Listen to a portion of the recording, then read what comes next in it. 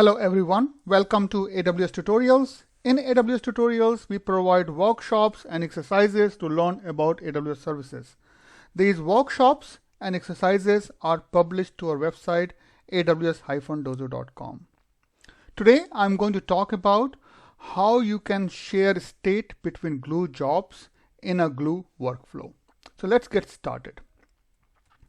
So just to give an introduction about Glue Workflow. Glue Workflow is used to create, in fact, complex ETL activities, and these activities are created using crawlers, jobs, and triggers. Crawlers are responsible for cataloging the data. Jobs are responsible for actually doing the actual ETL job or ETL activity, ETL task, and the triggers are used to start these to do the whole orchestration part in terms of starting the crawler or job either based on the schedule or based on the event.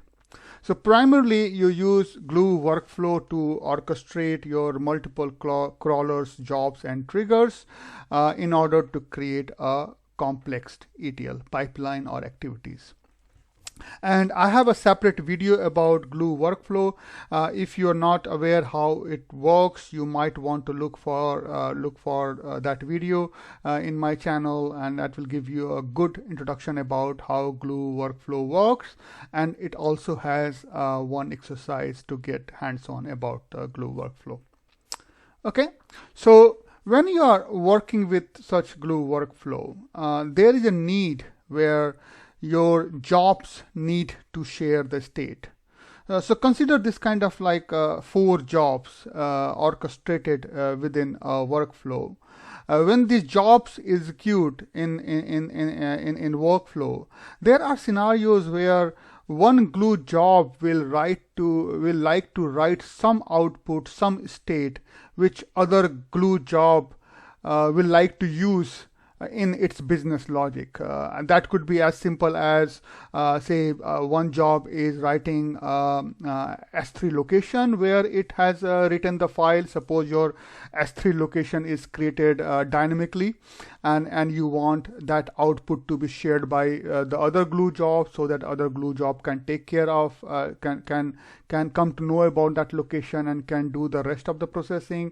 It could be any file name, a specific file name you have written your file with, and you want your next Glue job to pick that file name and then use that in the business logic. Or it could be any data specific information. It could be any business information of the data which other Glue job can use. It could be any schema information like a particular column information which other Glue job might want to use. Partition information, number of rows. There could be n number of data specific information with other Glue job can use. So there are scenarios when a particular Glue job might want to create certain state values, certain variables, certain outputs with other Glue job simply can use in its business logic in order to proceed in the workflow. And same way the other Glue job can write some output, some state, which then other Glue job can take over. So when you're trying to write a complex Glue workflow, there would be a scenario where you want to pass information from one Glue job to another Glue job or other Glue jobs. And in that case, sharing of the state becomes a requirement between the Glue jobs in a workflow. So how do the sharing of the state works? And that's where you get introduced to one of the features of workflow that is called workflow property. So in order to share the state, what you do is that you define something called workflow property. And actually workflow property is nothing but it's kind of a key value pair. And you can ask more than one workflow property. Each workflow property actually represents one state or one information a Glue job would like to share with other Glue job. So for instance, look at here, we have like thinking of 2 properties called S3 location and row count. Okay, and generally the idea is that you create you create one property per state or per information a glue job wants to share with the other glue job. Then what happens once you define so when you're defining your workflow, you in the beginning only you define your set of workflow property, which are then used by glue job to share the information with each other. Then what happens is that glue job can write data to this property. So it's a key value, simple, very flexible. So no fixed schema, nothing, just key value kind of pair. So your glue job actually write data to these workflow properties. So suppose it can write data like, okay, my S3 location is blah, blah, blah, blah. Okay. Then what other glue job can do is that it can read the property and can make use of that information. And other glue job can also the value back to property, which could be like suppose row count is something, and then that is picked by other glue job. So that's how it works. So you define your workflow properties, and you define number of workflow properties depending on the number of informations these glue job want to share with each other. And then these glue jobs within the context of the workflow can simply write, read this property, and that way they can share information, share state with each other. Okay, it's a pretty simple and straightforward, but very powerful and very interesting. So how do we configure this workflow property? So as I said, when you try to create a workflow in the beginning, you actually create your workflow property, which is optional. So you don't need to always create, but you create only when you want these glue jobs to share state or information with each other. So you define the workflow property. You can add, you can keep adding the property over here. As I mentioned, it is key value. Okay, and then so initially you can have value as blank because of course or if you want to pass some initial value to the workflow, to the job, you can also set the value over here. But otherwise, you will like to keep it blank if you want glue jobs to populate these values and, of course, consume these values. But yeah, when you're defining the workflow, you configure these properties. And then your glue jobs can write to this property and can read from these properties. So let's see how you write to the property first. So in order to write the property, you have to write code inside your glue job itself. So your workflow is a kind of no code thing. You don't write any code into workflow, or you simply use your crawler, jobs, and triggers, and you orchestrate your whole flow of the ETL activities. So in order to read and write from the workflow property, you need to first update your glue job to do so. And the way you do that, first you import certain modules. So you import 3 modules, sys, boto3, and this get resolved options. Yeah, so this is one of the glue utilities you have to import. Once you have imported these 3 modules, then you need to know the workflow name and run ID. Now, one job can be used with different workflows. Yeah, so you cannot actually hard code your workflow name. And run ID is something which is generated when the workflow runs. So you need to dynamically know which workflow this glue job is working inside, because one glue job actually practically can be used with more than one workflow.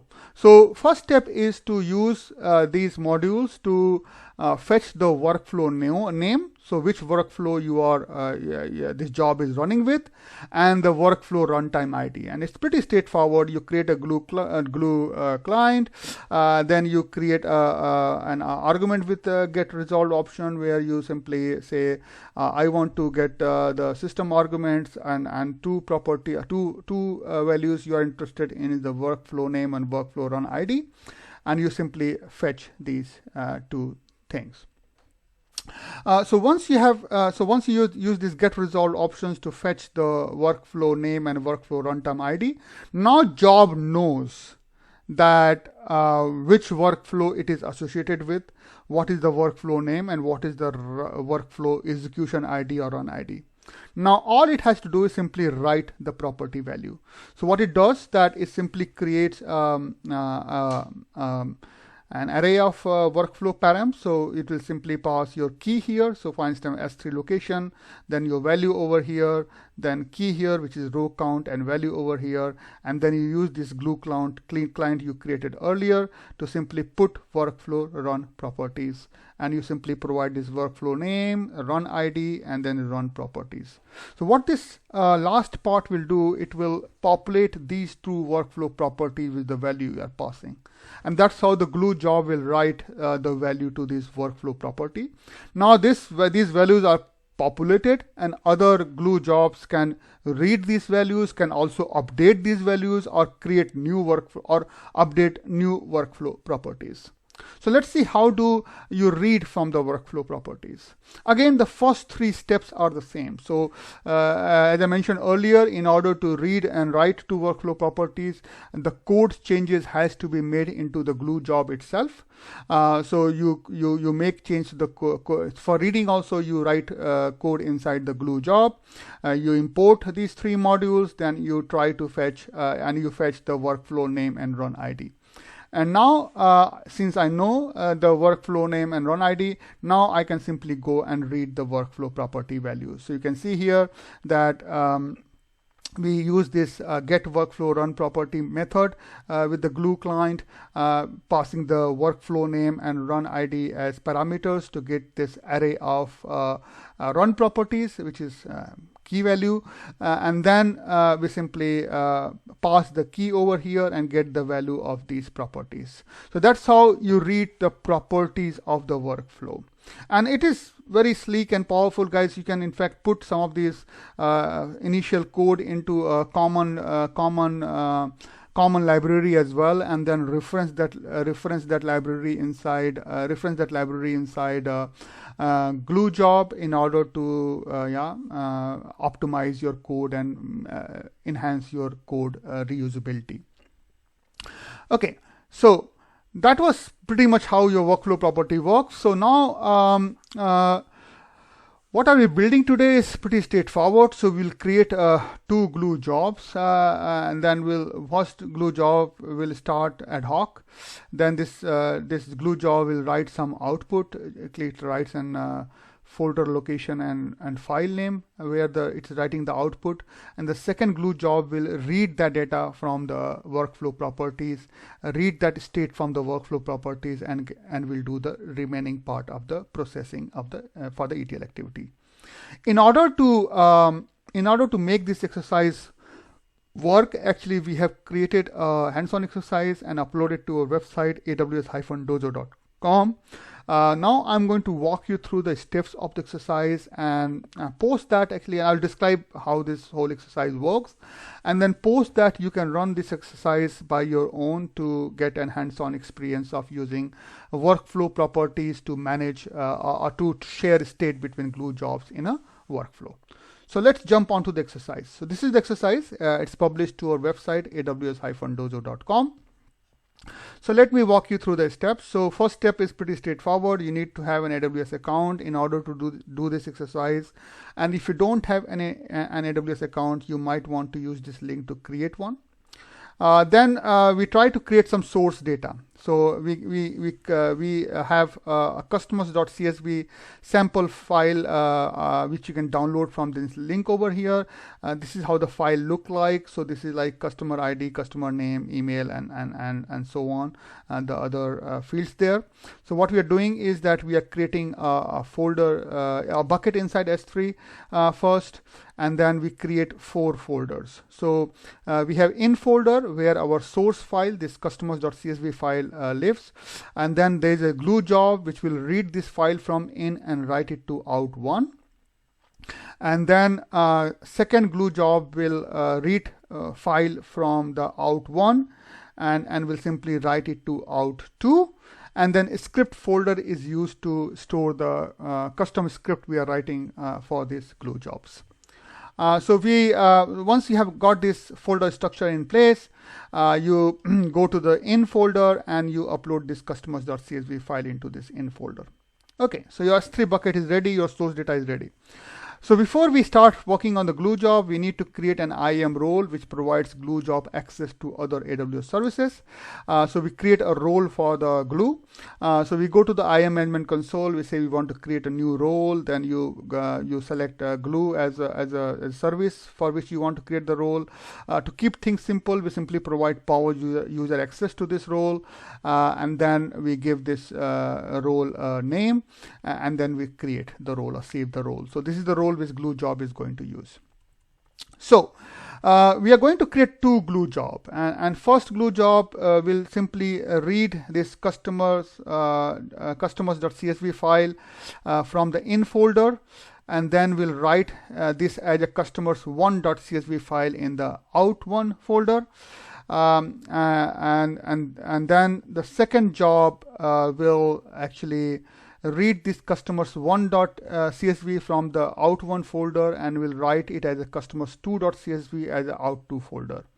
Now, second job does not know what is the name of the output file created by the first job. So this name of the output file is something we are using as a workflow property, so that these jobs can actually, so that second job can know that what output file the job one has written and it has to process. Okay. So we go to Glue Management Console, say jobs. I want to add a new job. We give this job a name, Dojo Job 1, Dojo Glue role. We select the IAM role which we created earlier. We are simply writing a Python shell script. So you can write a PySpark or Scala script as well, but to keep it simple, we use the Python shell script here. And this is a Python 3 version. And we are saying that we will write a new script for this job, and then we provide the location where this script can be stored, and that was the script folder under the bucket we created. Then it opens the Glue editor, and this is how the code look like. So to be honest, guys, I mean this part of the code is pretty straightforward. This part of the code is very straightforward. All it is doing is that it's reading this customers file from the in folder, and then writing it out as a customers.1 in the out1 folder. And then once it has written up, actually this part of the code you see over here, all it is doing is that it's writing this file name, this location where the file has been written, to this workflow property, workflow property with name file_name, so that second job can read this file name from the workflow property and can do rest of the processing. So I'm not going to talk about this code again because I have already described it earlier. And post that, then we simply save this Glue job. So my one Glue job is ready. Now we write the second Glue job, and the second Glue job will actually read this customers1.csv file from the out1 folder, and will write it to the out2 folder. So we start the creation of second Glue job. We name it Dojo Job 2. We provide Dojo Glue role, and then it is again a Python shell script. We are saying we are writing this script by ourselves, and this is the script location. And this is how the code look like. And first thing which is important is that it runs this part of the code over here to first read the file location from the workflow property. So come to know that where the Dojo Job 1 has actually written the file, because Dojo Job 2 does not know where that file has been written. So it uses the workflow property to read this location from the Dojo Job 1, and then guys, it repeats the same code as Dojo Job 1, where it simply write these files as customers2.csv in the out2 folder. Then we save this job as well.